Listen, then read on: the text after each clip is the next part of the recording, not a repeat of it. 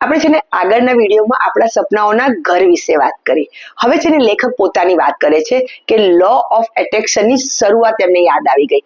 એમને છે ને એક દિવસ યુટ્યુબ ઉપર સિક્રેટ મૂવી જોયું હતું અને એનાથી એમને બહુ જ અલગ જાતની ખુશી મળી હતી અને એક અલગ જ ફિલિંગ થઈ હતી.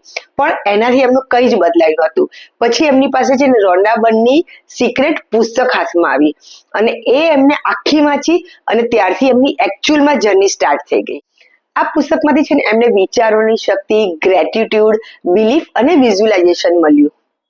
આમાં છે એક બહુ જ પાવરફુલ વાત લખી છે કે આપણા વિચારો છે ને વસ્તુઓ બની જાય છે અને આપણા વિચારો છે ને એક સિગ્નલ છે. હવે યુનિવર્સ એ જ સિગ્નલને રિયાલિટીમાં આપણને પાછું આપે છે. આ સમજ્યા પછી છે ને લેખકે એને એકચ્યુઅલમાં અપ્લાય કરવાનું સ્ટાર્ટ કર્યું. ગ્રેટિટ્યુડ, અફર્મેશન અને વિઝ્યુલાઇઝેશન એ રોજ જે પ્રેક્ટિસ કરતા અને એમાં એમને રિઝલ્ટ મળ્યું.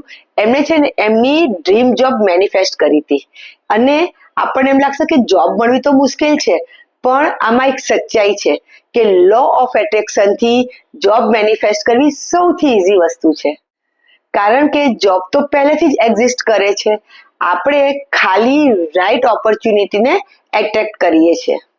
આમાં લેખક કહે છે કે જેને લો ઓફ એટ્રેક્શન અને મેનિફેસ્ટની જર્ની સ્ટાર્ટ કરવી છે ને એના માટે પરફેક્ટ સ્ટાર્ટિંગ પોઈન્ટ છે સિક્રેટ મૂવી. એની લિંક છે ને હું નીચે ડિસ્ક્રિપ્શનમાં મૂકી દઈશ. આમાં લેખક કહે છે કે મારો વિશ્વાસ રાખો. એકવાર તમે અપ્લાય કરશો ને પછી તમારી લાઈફ ક્યારેય સેમ નહીં રહે.